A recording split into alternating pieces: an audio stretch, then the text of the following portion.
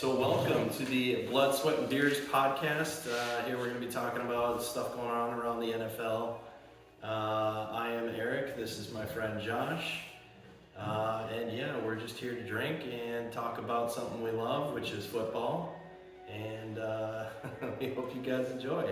That's right. Cheers. Cheers. So what's first on the order of business here? So first we want to talk about training camp standouts. Who are the players so far? Because we already had our first preseason game, the Hall of Fame game with the Jags and the Raiders, which turned out to be a blowout. So, but it's football, so we'll watch anything, right? It was kind of a dud. Yeah, yeah. Derek Carr and his Devontae Adams and his Hall of Fame quarterback played pretty well. There was some exciting things to see in that game, though. I thought that I think everybody was on the hype train right away with going to pick up Amir Abdullah on their waiver wires this week for fantasy football, just because he ran it in for a touchdown and he did some. Did you see that he did some like ninja kick thing? You know, Abdullah, he's one of those guys that just every now and then has this wild play, and he just keeps on making a roster. Yeah. With me being a Lions fan, obviously I'm a little unbiased on that. I'm not a fan of him, but that's right. He came from the Lions. He did. But I wish him all the best. I think I can speak for everyone and say that we wish we would have saw Trevor Lawrence throw a pass that night, but his time's come. Yeah, I think Trevor Lawrence is definitely a star that's needed to get some of those reps. Well, maybe not. He had plenty of time last year to play, but I think just to get used to the whole new scheme that they he's have in going Dougie on Pete's there in offense, Jacksonville. which is a little more elaborate than Yeah. Slapper and Meyer, and I think there's a possibility there. Now, are they going to win the division? Absolutely not. No, I don't think so. They'll probably end up in last again, but I think they have a good understanding and a better understanding of what this year's going to look like. So Yeah, there was a news network on TV that was talking about, all the Jaguars could be this year's Cincinnati Bengals, and I was like, that's probably more like the Jets. I could see the Jets turning out to be more of that team, that really puts all those pieces together and just comes out this year and just surprises us. But, they have a good defense, and we'll see. Zach Wilson's got a good reputation now of younger mothers, and right? I think he's got a strong arm, and with a little seasoning, they'll be all right. They have some good weapons that they got. They surround them with a good cast, so we'll see how that goes. Yeah. But anyways, training camp standouts. I think for tonight we're going to start off with what we're most passionate about, NFC North. Yeah. What are you hearing from the Lions? Chark, the new pickup from, ironically, the Jags, he's really wowing some people with some good catches. It looks like Goff and him are establishing a good rapport. And, I think Goff just needs that. He didn't seem to want to let it loose because he didn't really have anybody. So we'll see how this year goes. But yeah, that's what I'm hearing at Lions camp is Chark is really putting it together. Yeah. Interesting. I was kind of wondering how Chark was going to pan out there, with the addition of Jameson Williams. What's the status on him? He's probably not going to play week 1, right? No, they're treating him really gingerly right now. If I remember right, he is on the PUP list, but he is attending practices, he's running his routes, things like that. But it's more of a precautionary. You trade up to the 12th pick in the overall draft, obviously. You have a future plan. It doesn't have to risk anybody right now. But he's a Blazer. He is a Blazer. So that's what I've been hearing out of camp.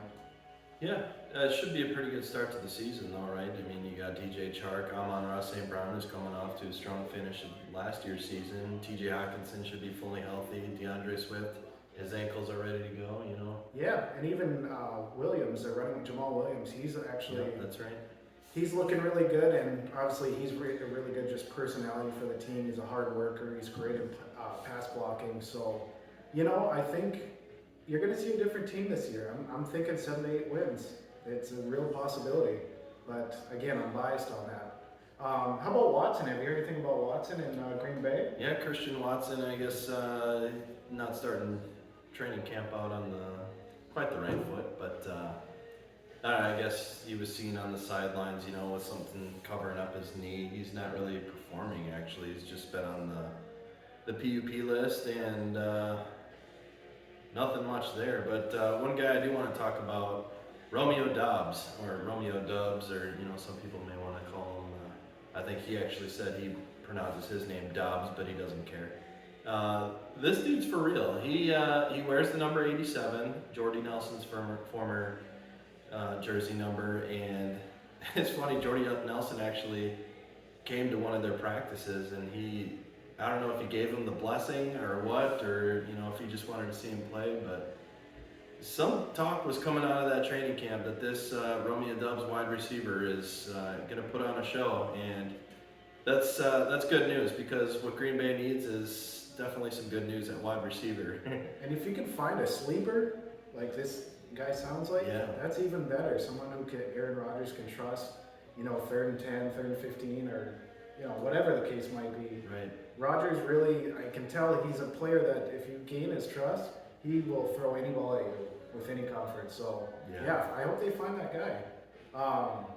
And he's been really vocal about him too in camp. He's really impressed with his hands, his route running, his work ethic, all that stuff. There was one video I saw where he torched Eric Stokes, number 1 draft pick last year in the NFL draft, just on a go route on the outside, and caught the ball, and he looked sharp. And you're definitely going to need some flashes from players like that this year with the departure of Devontae Adams to the Raiders. So it's definitely good to see some of these wide receivers stand out in these training camps here. Well, good. How are you feeling about your running back squad? The running back squad, I'm pretty confident in. Green Bay's always seemed to do this thing in the backfield where it's just this 1-2 punch, never really a featured back. It might seem like a featured back with Aaron Jones, with how dominant he's been in previous years. They just signed him to the big contract, so obviously he's going to be a big part of their running and passing game. But also A.J. Dillon, the Quadzilla or the Quadfather, or all the different nicknames for him.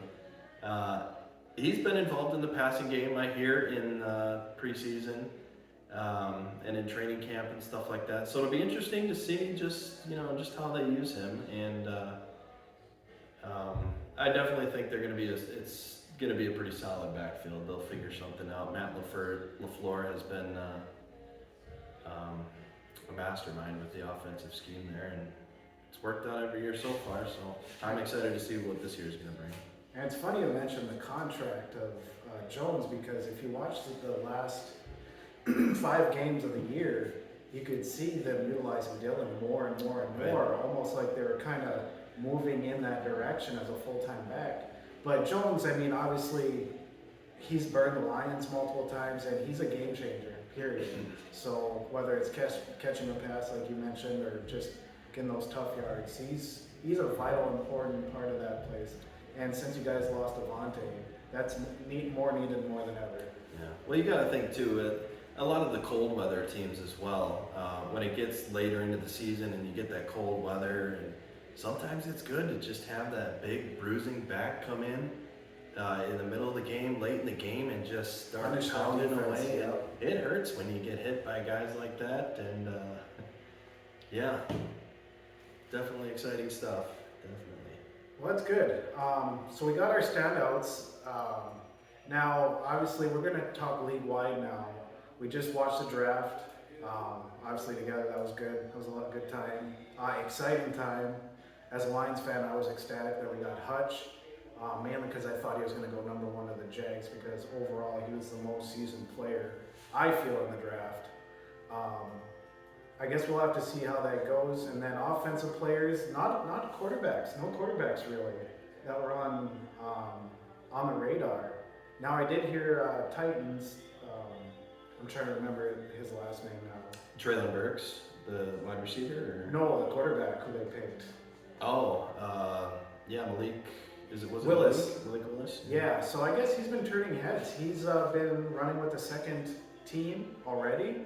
And usually when there's a question mark or someone drops that far, they're lucky to even get third string snaps. But I guess he's really looking good. So Tannehill might have to watch his back on that. So, but anyways, as far as defensive, you already know mine. It's going to be Hutch. I really feel he has a strong chance of getting Rookie of the Year. I'm guessing he's going to hit double-digit sacks, really make an impact on that Lions defense. So. Yeah, Hutchinson and who was the Jaguars guy that they drafted, the number one overall? Gosh. Yeah, right. Leading up to the draft, it seems like it's been all about Hutchinson, but this guy from Jacksonville that played the other night, he got a sack against Jarrett Stidham or something like that. Oh yeah, that's right. He looked pretty good out there. But yeah, I just don't know. I think this Hutchinson kid, it just has this grit to him that I think he can be special not only with the pass rush, but with the run defense and plugging up those holes where he needs to. Definitely, if you have a motor like he does, and that someone who doesn't have a quit button. Now, I'm not going to say he's T.J. Watt because he's not. T.J. Watt is a different kind of athlete. But he can make an impact. I think he, even standing up or hand on the ground, Hutchinson's going to make some moves. Yeah. So last year it was that kid from the Cowboys, right? The rookie of the year defensive. Oh yeah, Micah Parsons. Yeah. So Micah Parsons, yeah, he was, and I think he's also going to have an outstanding sophomore season. He'll just keep going. Yeah. Yeah, I only see upward trajectory on him, especially with Demarcus Lawrence just kind of slowing down. I think they found a new toy to rush the passer, and he's not only doing that, he's covering, he's a great tackler, so. Right. Yeah. So you don't think this award goes at all to somebody like a cornerback or a middle linebacker? It typically goes to the edge rushers, doesn't I think so. I mean, Yeah. if history shows, but if you have someone like Quandre Diggs or who got 6 or 7 interceptions and is a standout for the Cowboys, you could see that. I mean, you'd really have to be a game changer in the backfield to get Rookie of the Year. Yeah. Or maybe he got snubbed, but I can't remember his name. It was a linebacker from the Colts. He had a really outstanding rookie season. Middle linebacker. Leonard? Yeah. Okay. Darius Leonard, he was just lighting it up. And, now that I think about it, I do remember seeing him complaining about being snubbed from that consideration, but I don't know, maybe he was the Rookie of the Year and he just thought he was snubbed from Defensive MVP or something. It's possible. It's possible. He's one of the better linebackers in the league, I think. Yeah, they got a good one. And the Colts, you never know. I mean, Matty Ice, people are calling him old, people are calling him, old Kirk Cousins, but I mean, if he finds a rhythm with those wide receivers, and they have arguably I would have to say top 2 running back in the league right now. With Jonathan Taylor, it's possible. Yeah. Who are you thinking the other one is? For offensive? No, who the other running back is? You said one of the top 2 running backs. Derrick Henry. Derrick. I think he's still. If he's healthy and they utilize him the way they do in their offense, he's really hard to argue with. He was trending on $2,000 last year, and if he would have stayed healthy, I think he probably would have. Yeah. So.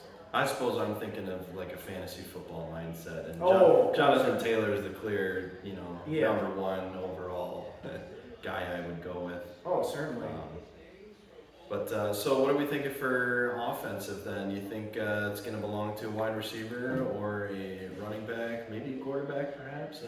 It's possible. I don't know about quarterback, but no, quarterback there wasn't really a lot of standouts. Yeah. The Pittsburgh quarterback. What's his last name? Anyways, Pittsburgh's quarterback that they drafted in the first round. I've heard a couple reports that Mason Rudolph has outperformed him, so that's not a very good sign because Mason Rudolph's kind of been that not journeyman, but kind of, who he is. He's a second stringer. He can back you up for 2-3 games. Yeah. The Steelers quarterback, you're referring to Kenny Pickett. Kenny Pickett, yeah. Mr. Glove Hands. He plays with his gloves all the time, so we'll see how that goes. Kind of like Two Gloves, Teddy Bridgewater. That's right. He was another one. I think the wide receiver that, what was his name? He got drafted by the Falcons. Drake London. Yeah, I think he has a really good chance of getting Offensive Player of the Year, only because I think that's going to be a huge focus.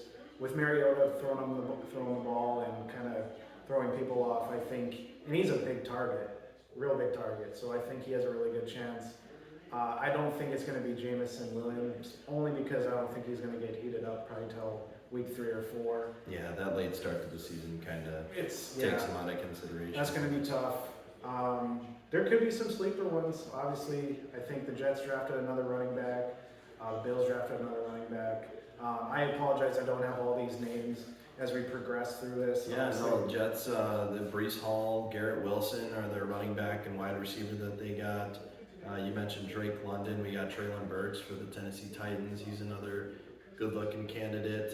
Just kind of a bigger dude, pretty much like an AJ Brown prototype, except totally younger. And, but sounds like he's having those asthma problems or whatever at training camp. Can't really make it through the heat, and I don't really want to bash this guy for it because I couldn't do it. No, if you're talking 85, 90 degrees, I don't know what Tennessee is like, but I'm pretty sure it's hot right now.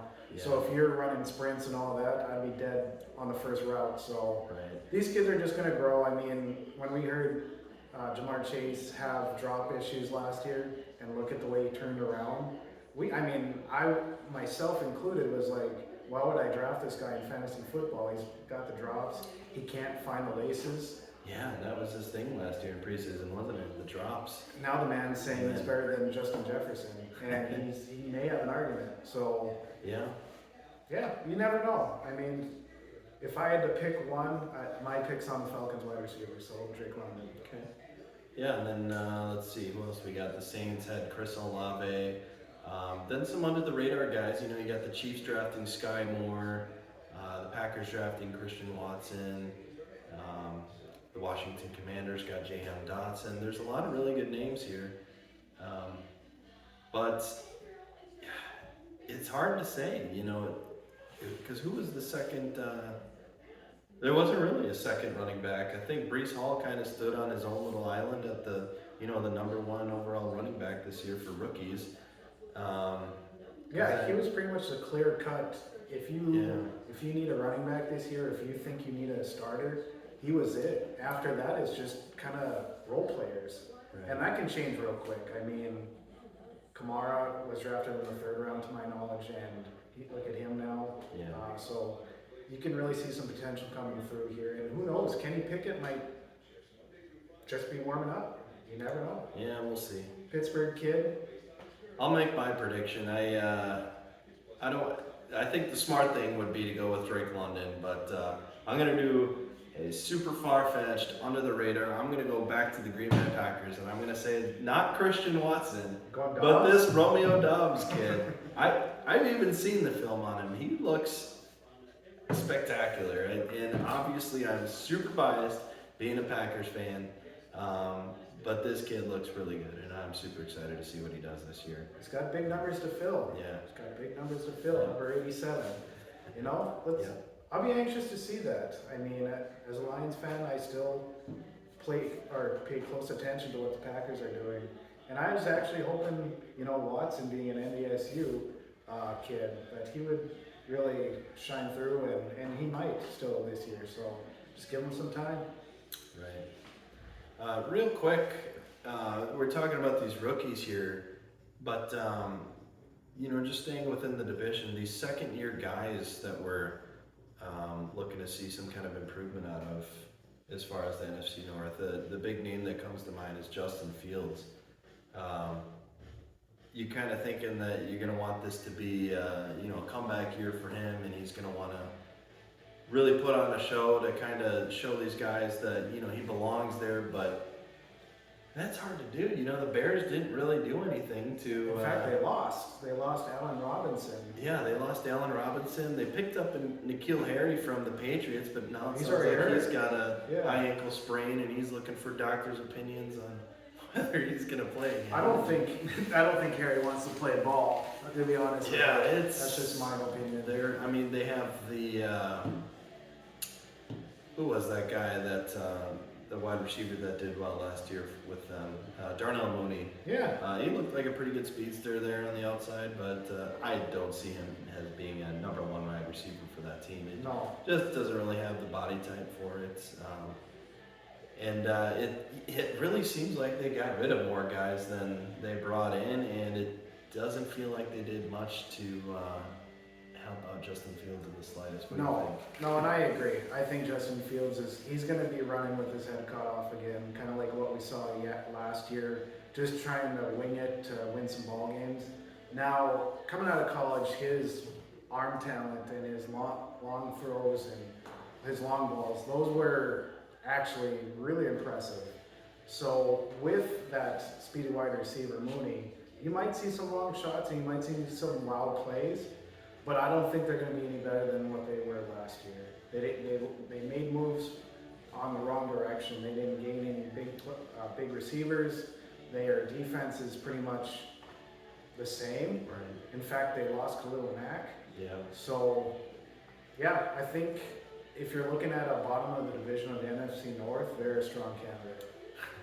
Right. You'd love to see those big plays out of, well, obviously not as fans of, not the Bears, but you'd love to see those big plays come out of him, but I just don't know if he's going to have time to be making those throws with that kind of garbage that's going on in the offensive line there. Yep. No, I'm rooting for the kid. I mean, if you look back at how they were talking about Trevor Lawrence, obviously he was a phenomenon. They were talking he was like Andrew Luck, but quarterback B, which was Justin Fields, they were talking about him just as much as a talent. So I wish the kid all the luck, but he's going to need it this year. I think he's going to have some offensive line problems, wide receiver problems.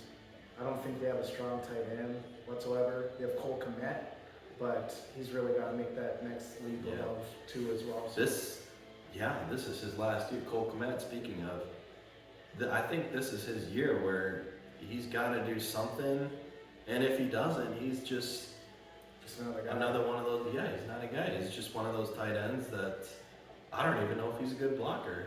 You know, No. And maybe that's all it takes. Maybe he just kind of needs to get kicked out of Chicago and get put onto a different team that will want to utilize him better. You know, the team drafted him for a specific reason. You think they're going to want to start using him for that purpose? And I'm expecting good things out of Cole Kmet this year, but we'll see. Yeah. Can you think of any your two guys on the Lions or Packers or Viking? Justin Fields was the only one that stood out to me. So Yeah, no, I think that's the big name that I was thinking as well, of sophomore players that really need to make that next step. Truthfully, I think Justin Fields will have a chance to be special, but they're gonna have. This might be just a building project where they need to just work their way up to it. So. TJ Hawkinson, I know he's not a sophomore, but that is one that I'm really eyeing to make that big leap.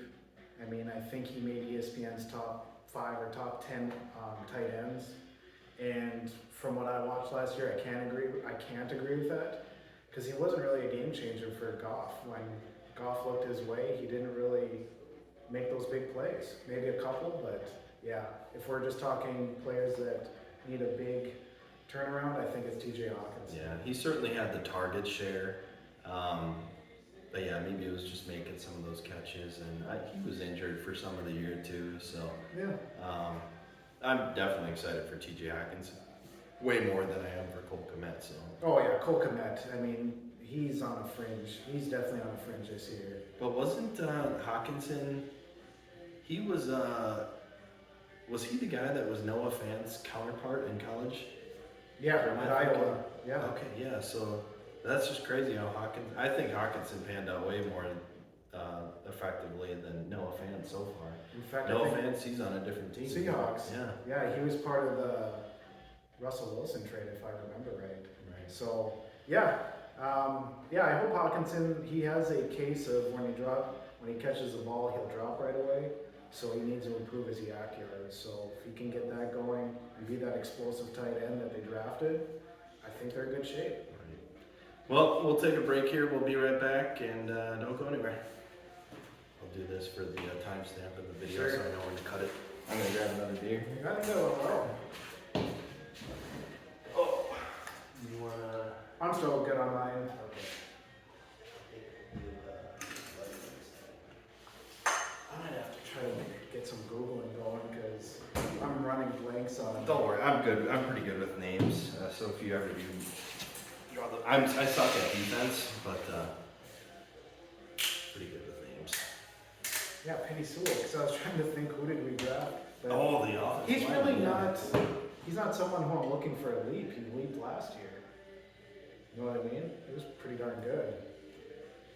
But Isn't there just something about drinking a beer out of an aluminum can it's so rather good. than it just tastes different, doesn't It it? does.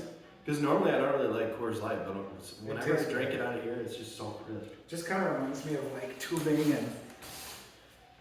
Yeah. I might grab one just while we're on it. Well, that's.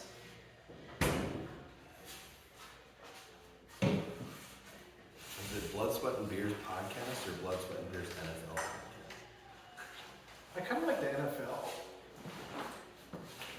Yeah. because that way we'll get probably more hits or more clicks if they like. Oh, if it had that tag in it? Yeah. Yeah.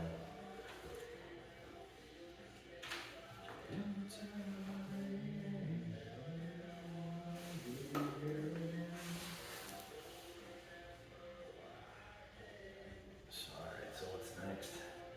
So we did. This one should be pretty easy to talk about. It's outlook for every NFC North team, which we already kind of hit on the Bears, but we can transition. Like, our next topic's going to be about how each NFC North, how we kind of see how they're going to traject this year. We already kind of mentioned the Bears, blah blah blah. So.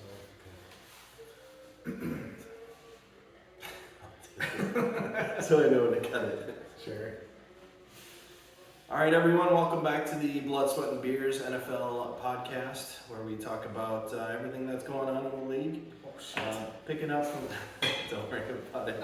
Picking up from where we left off here, talking about I think we were talking about some of the Bears players, but we'll look at some of the, what we think the outlook is going to look like for the NFC North and each of the teams. Like I said, we already talked about the Bears and how we think they're pretty solid lock for the last place. Who do you think that third place team is going to be? I'd say it's pretty close to the Lions. And the Vikings. You know, Yeah. and, the thing with the Vikings last year too, they won or lost a lot of their games by 1 or 2 points, wasn't it? Yeah. So they very, very easily could have been in that bottom half. And maybe it was. Maybe I'm thinking that they lost a lot of those games, but a lot of their games were decided by 1 or 2 Yeah, points. weren't they weren't a bad team by any stretch. There were some questionably coached games on that, and they've corrected that. They do have a new coach, O'Connell, who was the offensive coordinator for the Rams, which seems to be the NFL like cliche now. Let's just find someone from the Rams and they'll do fine. That's right. No more Mike Zimmer. Yep. I forgot all about that. Mike Zimmer is gone. He is with his beautiful girlfriend, Did he younger take- girlfriend. So. What do you mean by that? Did he take the year off, or is No, he... he's not coaching this year. Oh. So yeah, as soon as the Vikings let him go, it was.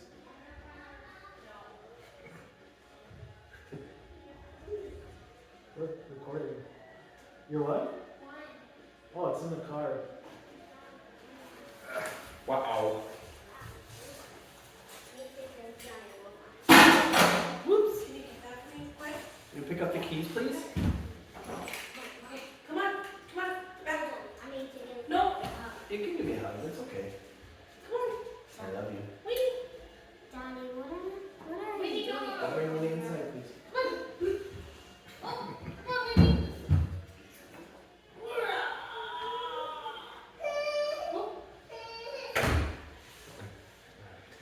All right, sorry about that. Some technical difficulties, and Yeah, Kevin O'Connell. He's their new head coach.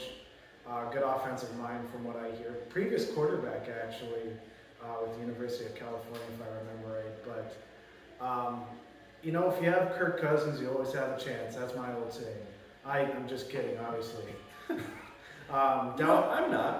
My wife is a Vikings fan, and I always tell her, Kirk Cousins really isn't that bad. I really feel like with the Vikings, it's been a lot of coaching issues.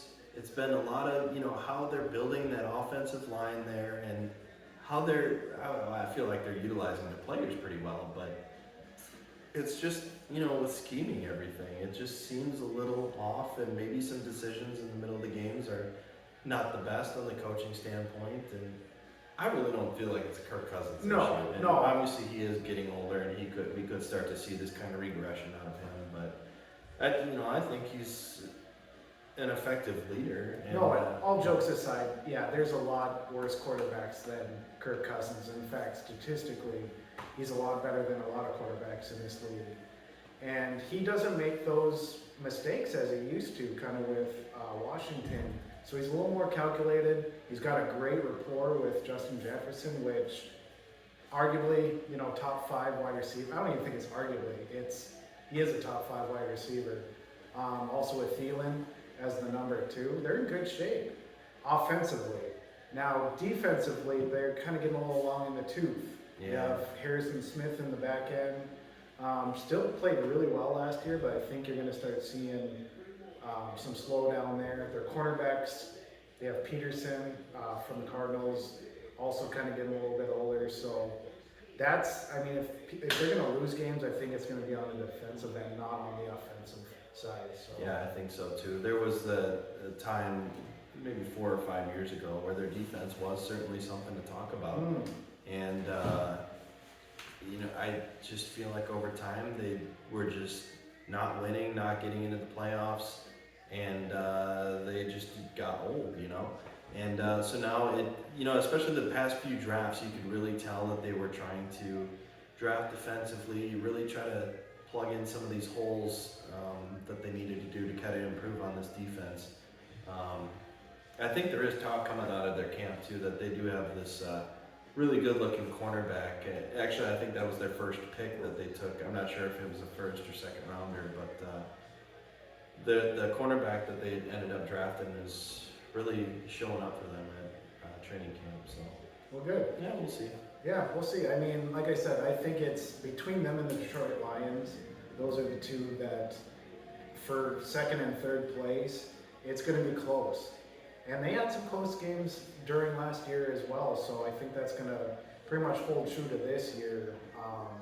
Now the Lions, they did make some moves this year. They were aggressive on the draft. They got their Jameson Williams. They got a great defensive end. They have some players coming off of injury. Akuda, we'll see how that comes about. Their cornerback coming off, I think it was a meniscus injury or Achilles, one of them. It was Achilles. So we'll see how he comes about. They're really hungry for good backfield play. So we'll see how that goes. Their offense, I think you're going to see some clicking for sure. They brought back Craig Reynolds. They call him the Black Widow, I believe, because he's been kind of under the radar making huge plays. So they have DeAndre Swift. So I think, like I said, they could interchange 2 and 3. And the Packers obviously head of the division. You have Aaron Rodgers at the helm still. You still have a great backfield. You have some up-and-coming defensive players like Gary. He really showed up this year. So, with that chance. Yeah, not to mention their 2 studs from Georgia that they picked up, Devontae Wyatt and Quay Walker. One of these guys, I'm not actually hearing a whole lot about it in training camp. Maybe not making the splash that they think he was going to make, or I forget which one it was, but it sounds like their middle linebacker. I think it's Quay Walker is the one that's really standing out, and alongside this Campbell guy that they have there, that they can kind of rotate in and out, and he'll make I think they'll really make some unique kind of blitz packages for these guys too, and you're right about the Packers. I think everyone's talking about the departure of Devontae Adams, and it's going to be hard for Aaron Rodgers to get that number 1 wide receiver again, but he's been doing this his entire career, finding these guys, 3rd, 4th, 5th round draft picks, turning them into gems, and it'll be interesting to see what he does on offense, but a lot of people are sleeping on this defense this year. I think they're way more well-rounded. This guy that they picked up from the Raiders to run their special teams, they don't call it special teams anymore on the Packers, they call it we-fence. Yeah. Yeah. So I think that'll definitely be an improvement there, and I think this will be the year that we're not going to have to see Aaron Rodgers. The Packers rely on Aaron Rodgers to win them all these games. We had a little flash of it last year with the cornerback that they picked up. I think it was from the Cardinals practice squad. This Rasul Douglas. He closed out a lot of games with some dagger interceptions, some clutch interceptions. So we did get a little sneak peek of that, but I really think this year that this defense is going to be stout. I think they're going to be resilient, when they get put into those tough situations. And I think this might be something similar to what we saw in 2010 when the Packers won the Super Bowl. I think, moving on to the final predictions for the division, I think the Packers will struggle and, they may lose some games, but I think they're going to be a 10 or an 11 win team. And, it could be back and forth between whether or not the Vikings can push themselves into the division champs. It might be a little different now, with that extra wild card team in the playoffs. Right. But I think I would like to see the Packers enter the playoffs as a wild card team this year. I think, if history shows us, they're just a better wild card team than they are a number 1 or number 2 seed team that for some reason they just can't win in Lambeau in the playoffs. Now you mentioned that, so that was actually when they won their Super Bowl, when they were the wild card team. And you mentioned kind of slow start, and I was going to ask you, do you like last year? Obviously, they got their butt kicked by the Saints. That's right, that was last year. The first game, and you kind of seen Aaron Rodgers kind of struggle to begin with, trying to find that comfort zone because he had the off season, whatever that was, where he kind of just sat out. And wasn't really part of the Packers' off-season plans. As far as on the field goes, obviously he's always in the plans. But do you see them kind of struggling to find that chemistry, kind of gathering that chemistry on the offensive side? Obviously, defense hasn't changed a lot. In fact, as you mentioned earlier, they've gained some first-round picks, young guys coming in that hopefully can contribute right away. Do you kind of see them kind of finding time to get the chemistry, or do you think it's going to be guns blazing? Not at all. I think it's going to be guns blazing, and you mentioned the Saints game. I think there was a report that after that game, Aaron Rodgers took a 1 or 2 day vacation, and he went and did some psychedelic drugs, and so now that he's got that head start on whatever drugs he's taken to give him this new outlook on life and make him perform to this MVP caliber player. I think it's funny. He actually mentioned that because he took this drug, that he was able to bond so much better with all of his players and his teammates. And maybe he can bond with his family too. Now that his pupils are dilated, it might actually go pretty well. Right. No, all jokes aside. Whatever Aaron Rodgers took last year, obviously it worked. Getting his second MVP or his repeat MVP, which is impressive for anybody. So whatever. Yeah, that was his 4th MVP. Whatever mission he's on or whatever he's into, obviously it's going to bring great things to the Packers as long as he can stay healthy and keep growing with his teammates. Right. So if he gets along with them and finds, because him and Devontae were pretty close, so that's going to be tough to replace that right away, and that's why I think they will possibly kind of be struggling the first couple games to find their identity offensively. I think it's going to go through the running backs. I really do. I think you're going to see a lot, like what you mentioned earlier, a lot less pressure on Aaron, and kind of be a more mixture of how they kind of get to people. So. Yeah, and I do want to mention on that the Devontae Adams thing. A lot of people do mention that they were so close, and Aaron Rodgers really pulled for him to stay in Green Bay, and I think it was kind of the opposite of that. I don't think they were close at all. They weren't friends off the field. I don't think they were friends off the field. I think they showed up to work, and they had a really strong connection with each other. They were professional athletes that just bonded really well on the field. But at the end of the day, when they took off the cleats and took off the helmet and went home, I don't think they hung out in their off time. I think players like, Greg Jennings, or not Greg Jennings, not him, James Jones, he was the other Packers player. They got along really well, or guys like Randall Cobb, they got along really well, Jordy Nelson. But Devontae Adams, he was kind of in his own uh, professional little bubble, just this exemplary, picture perfect wide receiver, probably the best wide receiver in the league. And a lot of people question his production now that he's with the Raiders and Derek Carr. And I honestly don't see it slowing down. I think Devontae Adams is still going to be one of the best wide receivers in the league. And I think, I'll just leave it at that. I think he's going to be one of the better wide receivers in the league. I don't think you'll see him slow down at all. So there was a really funny interview that, and maybe you heard of this, Aaron Rodgers. He was interviewed by, I can't remember who it was, but anyways, they said, and you've heard the whole, what Devontae said.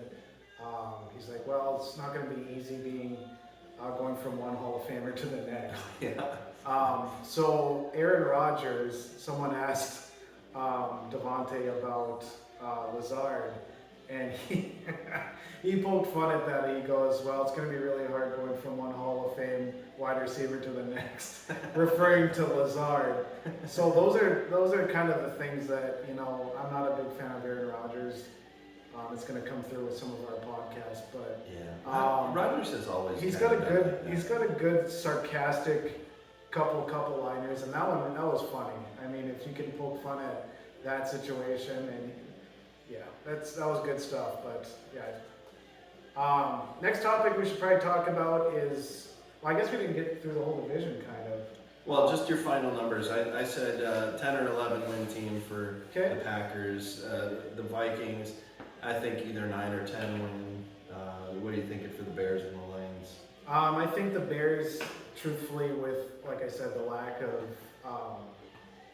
players that they brought in and lack of talent that I don't even think they drafted all that well this year. They drafted some old guy for Velus Jones and Yeah. Granddad Jones because he's like 26, 27-year-old rookie. I think they're going to be lucky to scratch 5, to be honest. And that's what I was thinking too. You could really bash the Bears and say, oh, they're going to be a 2 or 3 win team, but no, I think that belongs to the Jaguars and maybe the Jets. But I could see them scratching out 4 or 5 wins as well. Detroit Lions, I think they're a 7 or 9 win team. And Right around that 500 range. Yep, I really feel that way. Dan Campbell, he's got them in the right mindset. He's got them playing hard. He's got them wanting to win. And if we can stay healthy across the board, I think we could definitely win 8 games. I really do. But that is, if all of our records kind of calculate, that is third in the division, which I said, Lions, Vikings, you could intertwine very easily. Now, which player, Eric, are you most excited about in the NFC North? Like, which player? It doesn't have to be your team. It can be a Lion, could be a Viking, could be a Bear. Which player really stands out? Like, gosh, I'm kind of excited to see that trajectory, or even just I can't wait to watch that player again. As a Packers fan, it's kind of hard to say, but definitely from a fantasy perspective, a fantasy football perspective, I really want to see Justin Jefferson keep on building. Yeah.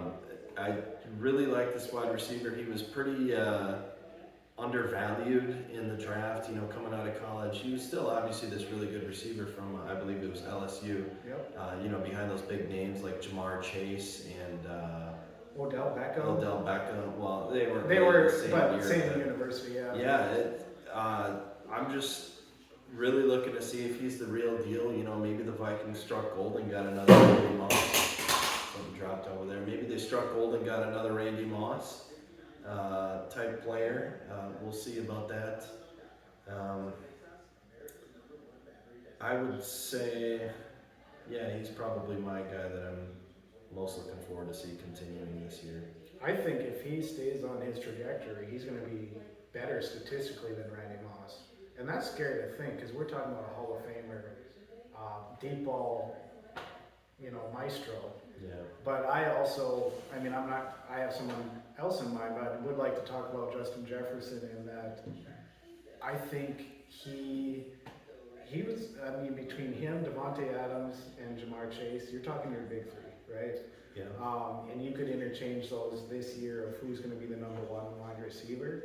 So if Kirk Cousins stays healthy, careful with the ball, I think you're going to see Justin Jefferson look at, having a Cooper Cup-like year. Yeah. So- yeah, with a lot of those receptions too, and he can do it all. He's very Stephon Diggs-like with his route running even, and yeah, it'll certainly be interesting. I'm going to go with Jameis Williams. And I know I mentioned earlier that, we probably won't see that real contribution until week 4. That's my guess, because he's going to take some time to really test that ACL. That's a tough one to come back. You know all about that ACL.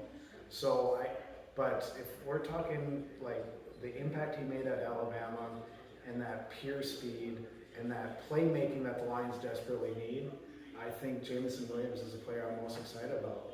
Followed by Hutchinson, obviously, because I think he's going to be fun to watch too. But I'm really excited about Williams. I think. Yeah.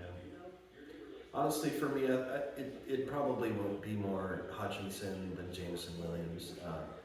People mention these ACL tears for these athletes, and they're saying, oh yeah, they're so much better than they used to be, 10, 15 years ago with their recoveries with the ACLs. Instead of 12 months, now it's 9 months these players can get better and really get back into the shape. But honestly, I don't really see it that way. When these players are coming back from these ACL injuries, especially guys that they draft like this, I don't really see that there's any reason to push him out there right away. And I really do think they're going to take their time with him, especially since it was in like a Senior Bowl game right at the end of the year where he tore his ACL. It was a huge game. Yeah, I think, you mentioned 3 weeks for him to get back into the action. Yeah, maybe, but I think the most we'll be seeing him doing is just running down the field. Oh, yeah. If he doesn't feel comfortable leaping out for that ball, I don't think he's going to try to make that outstanding play. And he's definitely one of my guys that I could see making a really big year 2 leap. Yeah. Kind of as a sleeper candidate, somebody to really look out for and put on your radar that, this kid, we forgot all about him. This guy is really going to be a stud. Other guys like that, this year, Travis Etienne, the running back from the Jaguars who sat out all last year with a foot injury. I don't think he'll be a part of preseason this year because they're just kind of easing him back into it, and they'll put him in once he's ready. And he might be one of these sleeper candidates. In fact, they sat him out along with Trevor Lawrence as we started the show with, and rightfully so. In all honesty, preseason is to see what you have on the back end of your roster, not necessarily what you see who are going to be your main contributors. So, yeah, you're absolutely right. He looked like a stud coming out of college in multiple facets. So, yeah, he'd be exciting. And the more we get into this, we're going to go into different divisions and talk about other players. But, I think solid choice there. Yeah. Yeah, you mentioned the preseason who we're excited to see. Throughout the course of the year, I mentioned Justin Jefferson, but preseason, if we're just talking preseason, as a Packers fan, you know who I'm most excited to see in the preseason. Well, now it's Dobbs, right? Well, Dobbs will be interesting to see, but Jordan Love has not played in the preseason since he's been drafted. The first year, I think he had COVID. Yeah. And that was the year Rodgers was kind of disgruntled and upset. And we didn't see any Jordan Love in the preseason. No. The next year, I think he was injured in preseason. He did come in and play one game, I think, while Rodgers had COVID last year. But I think this is the year that we'll really get those full games of some Jordan Love action, and because I don't really think they need to see guys like Kurt Benkert or you know, whoever their third or fourth string quarterback guys are. But from what I've heard out of this Packers camp is that Jordan Love has really been tearing it up, and he looks like the real deal. And who knows? Maybe if, of course, I'm dreaming here, but maybe if everything pans out and the Packers do win the Super Bowl, Rodgers might want to ride off into the sunset, and it might be game on for Jordan Love. And I think if he really turns out here in this preseason, Packers fans will have something to look forward to for the third quarterback in a row. It'll be, 3 or 4 decades running of just. That's a solid, yes, that would be a solid run. And you know, there's nothing I'd love to see more than really showing all these TV network analysts really where they can, you know, I forget the saying, but you know, yeah, they're all saying that. He's not Why would the Packers waste this first round draft pick? They needed help at wide receiver. Devontae Adams is gone. I can't believe they drafted you. Come on, Skip. You know, like it's it would be really nice to see Jordan Love pan out. Obviously, you don't want to see that. Obviously, my wife doesn't want to see that. Bears fans don't want to see that. But it'll be interesting. That's what I'm looking forward to. So yeah, that's very interesting that you mentioned Jordan Love, because with Aaron Rodgers getting this massive contract that will pretty much run, if he stays for the whole contract, it will coincide with Jordan Love's contract, rookie contract, right? So we don't know anything about Jordan Love. And like you mentioned, I would say this year more than ever, you have to find out really who Jordan Love is to see if when Aaron Rodgers rides in the sunset, is this someone you want to re-sign? Is this someone who you see could lead the Packers to, you know, another dynasty or, you know, championship? So I'm excited to see his third or fourth season. Do you know Jordan Love? This is at least his third season, if not his fourth. Right, and he was also drafted in the first round, right? So they would have to he pick could up be his, one of these fifth, you know, pick up the fifth round or pick up the fifth-year option, and. I'd have to look at the timings on these contracts, but that it very well could play out like that. You know, if for some reason Rodgers wants to keep playing, you know, he said definitely he wants to finish his career in Green Bay. So maybe if the Packers can provide him with that next Super Bowl win within these next 2 or 3 years, they're able to somehow retain Jordan Love while on that you know, the 4th year or 5th year option. And maybe the timing does work out perfectly for them to be able to just re-sign him, and then who knows? Maybe at that time they could draft another quarterback in the first round with a later, you know, late round pick. It's possible they may find a sleeper. Those 4th year or 5th, you know what? It's 5th year options. So they first round pick. I just thought about that. So on a first round pick, they have 4 guaranteed years, and then you can do a 5th year option. And with that being said, that 5th year is very expensive. We learned that from Baker Mayfield when he was with the Browns. He was set to make $20 million. Is that something you feel comfortable throwing at Jordan Love? Who are you comparing that to? That money? So Baker Mayfield. Baker. Baker is set to make $20 million on his option year. Wow. What are some of these other quarterbacks making? Oh, we're talking 40, 50. Top tier, But yeah. So yeah, I mean, I think it's definitely, it's hard to spend that much money. I don't know. I think it might be worth it. I think there will be dark times ahead as far as salary cap. I think they've done a lot of really good adjustments to their salary cap situation. Oh yeah, they're in good shape. Just for these next few years. No, I think really they're secretly just kind of thinking, okay, Rodgers, are you going to retire or not? You know, like, we're really happy with what we have with you here. We want to keep you because we don't want you to go and do another team, but eventually, you know, there's only so much we can do with how much money we're going to give you, and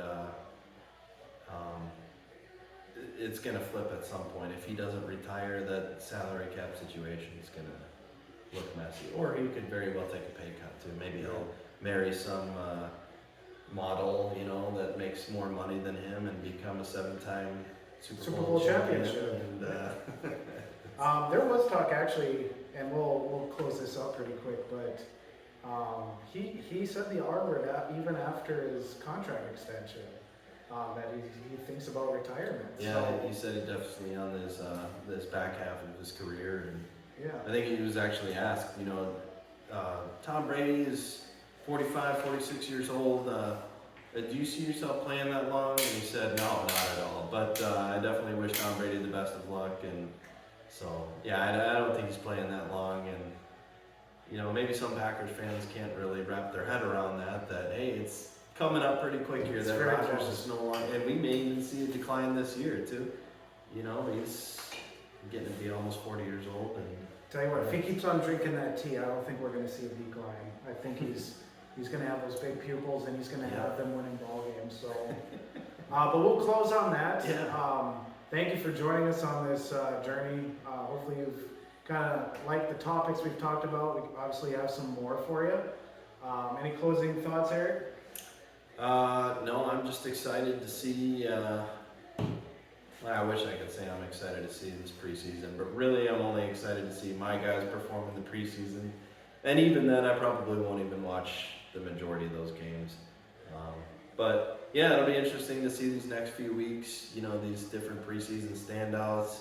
I'm sure we'll get some noticeable injuries that'll come up, and we'll keep you updated on those as well. That's really all I have to say for my closing thoughts. Hey, my closing thoughts is football is back. Yeah. Let's have a great year, and thanks for joining us. Thank you. We'll see you guys.